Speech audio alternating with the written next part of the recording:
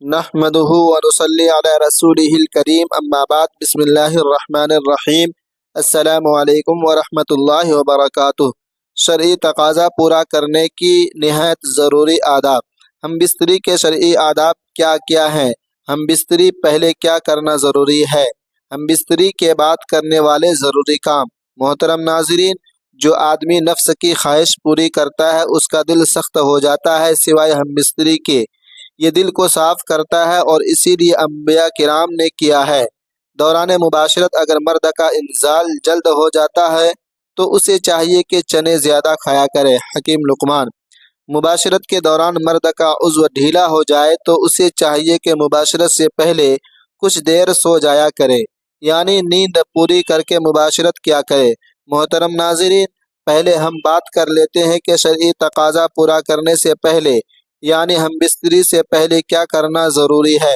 سمجھداری کا تقاضا یہی ہے کہ عورت کو چاہیے کہ دو الگ الگ مگر صاف کپڑے اپنے پاس، جب اس کا شوہر مجامعات سے فارغ ہو جائے تو ایک کپڑا اسے تھما دے جس سے وہ اپنے صفائی کر سکے، پھر عورت دوسرے کپڑے سے اپنے صفائی خود کرے۔ اگر ان کے پہنے ہوئے کپڑوں میں جنابت کا کوئی اثر نہ پہنچا ہو تو وہ ان کپڑوں میں نماز بھی پڑھ سکتے ہیں۔ محترم ناظرین، اسلام نے طہارت اور صفائی کے نظام کو جتنی اہمیت دی ہے شاید کسی مذہب نے دی ہو۔ اسی طہارت کے نظام کو برقرار رکھنے کے لیے وقت جماع عضو خاص کی صفائی کے لیے علیحدہ کپڑے کا انتظام موجود ہو۔ وہ اس لیے کہ اگر کسی اور کپڑے سے صفائی کی گئی تو خطرہ ہے کہ وہ گندگی سے آلود ہو اور جراثیم چھوت عضو کو لگ کر گندگی اور آلودگی کا باعث بنے، اور اگر عضو کو صاف نہ کیا گیا تو غلاظت عضو پر لگی رہے گی، کیونکہ اس میں خاص رطوبات ہوتی ہیں جو کچھ عرصہ تک عضو پر چمٹی رہے تو الرجی کا باعث بن سکتی ہے۔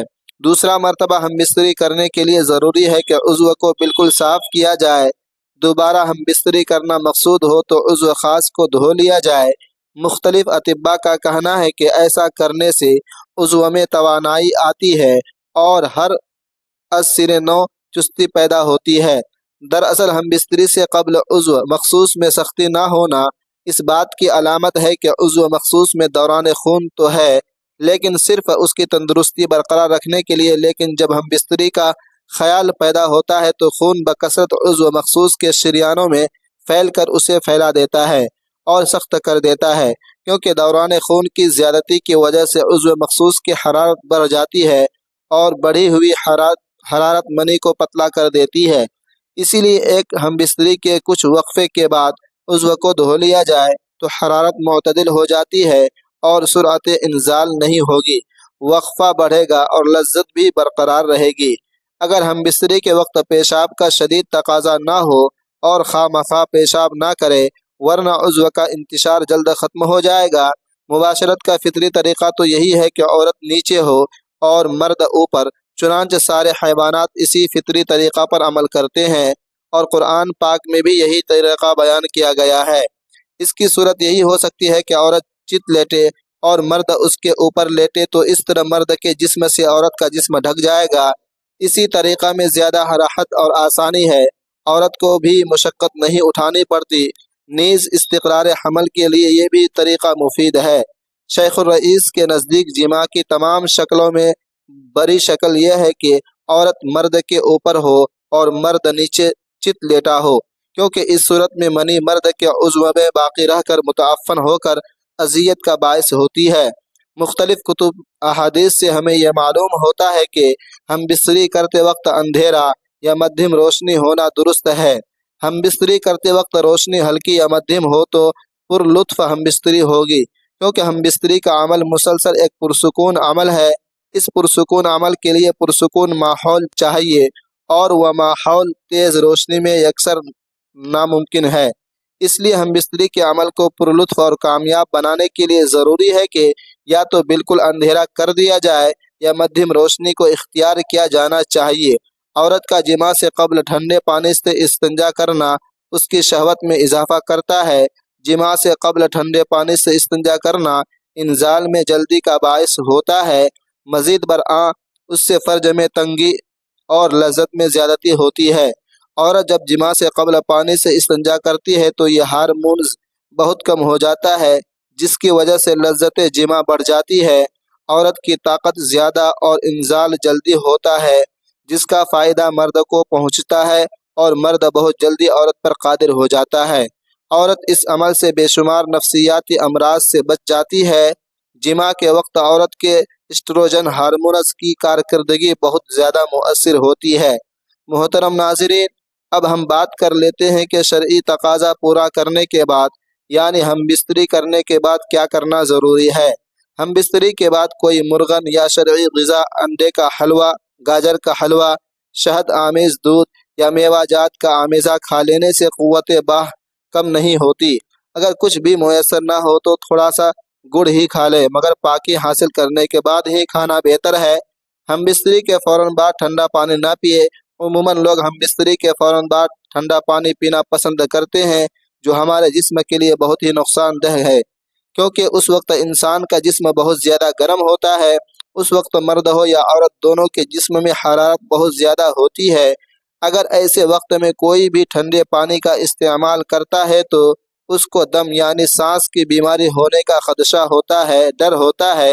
عموماً اکثر ہم گرمی میں دھوپ سے باہر سے گھر آتے ہیں تو بزرگوں کا کہنا ہے کہ پسینے میں پانی مت پیو، پسینہ سوکھنے کے بعد پانی پینا۔ اس کی وجہ یہ ہوتی ہے کہ اس وقت ہمارا جسم گرم بہت زیادہ ہوتا ہے اور ٹھنڈا پانی ہمارے لیے سخت نقصان دہ ہوتا ہے۔ ہم بستری کے بعد ایک ہی کپڑے کا استعمال نہ کریں۔ عموماً میاں بیوی ہم بستری کے فوراً بعد ایک ہی کپڑے سے نجاست یعنی منی کو صاف کر لیتے ہیں، جس کی وجہ سے ایک دوسرے کی نجاست یعنی منی لگ جاتی ہے، جس سے بیماریوں کا اندیشہ ہوتا ہے، مثلاً الرجی وغیرہ ہو سکتی ہے اور آپس میں نفرت پیدا ہونے کا بھی امکان ہوتا ہے۔ ہم بستری کے فوراً بعد اپنے شرمگاہ کو ٹھنڈے پانی سے نہ دھوئیں۔ عموماً لوگ ہم بستری کے فوراً بعد واش روم جا کر شرمگاہ کو ٹھنڈے پانی سے دھو لیتے ہیں۔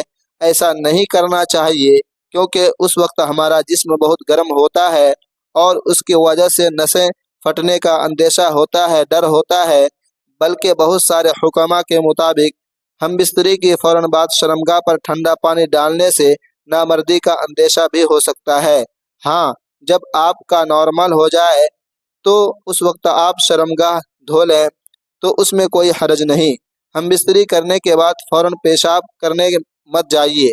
کچھ خواتین سے کہنا ہے کہ ہمارا حمل نہیں ٹھہرتا، تو ایسی خواتین کو چاہیے کہ ہم بستری کے فوراً بعد پیشاب کرنے مت جائیے، کیونکہ ہم بستری کے وقت بچہ پیدا کرنے والے جراثیم عورتوں کے شرمگاہ میں جاتے ہیں۔ جب وہ پیشاب کرنے یا استنجا کرنے جاتی ہے تو وہ جراثیم واپس باہر آ جاتے ہیں، جس سے خواتین کا حمل نہیں ٹھہرتا۔ اس لیے خواتین کو چاہیے کہ وہ ہم بستری کے بعد کم از کم 15 سے 20 منٹ تک لیٹے رہے اور وہ اس کے بعد ہی استنجا پیشاب کی حاجت ہو تو جائے، تاکہ جو مادہ یا جراثیم اندر گیا ہے وہ باہر نہ آنے پائے۔ ہم بستری کے فوراً بعد آپ کبھی بھی نہ نہائیں۔ عموماً لوگ ہم بستری کے فوراً بعد نہانے چلے جاتے ہیں، حالانکہ اس وقت جسم میں حرارت بہت زیادہ ہوتی ہے۔ ایسے میں اگر آپ اپنے جسم پر ٹھنڈا پانی ڈالو گے تو یہ بھی آپ کے جسم کے لیے بہت نقصان پہنچا سکتا ہے۔ اس لیے عورت اور مرد کو چاہیے کہ ہم بستری کے بعد کم سے کم 15 سے 20 منٹ کا وقفہ ہونا چاہیے، تاکہ آپ کے جسم کا درجہ حرارت نارمل ہو جائے اور اس کے بعد آپ نہانے، پیشاب کی حاجت یا استنجا کے لیے جائیں۔ اگر آپ لوگ ہم بستری کے فوراً بعد نہائیں گے تو اس سے بہت سی بیماریوں کا اندیشہ رہتا ہے، ڈر ہوتا ہے۔ لہٰذا آپ لوگوں سے ریکویسٹ ہے کہ اس ویڈیو کو صدقہ جاریہ کی نیت سے اپنے دوستوں، اپنے فرینڈوں اور اپنے کلوز فرینڈوں کے ساتھ ضرور شیئر کریں، تاکہ اس سے لوگ فائدہ اٹھائیں۔ آمین ثم آمین۔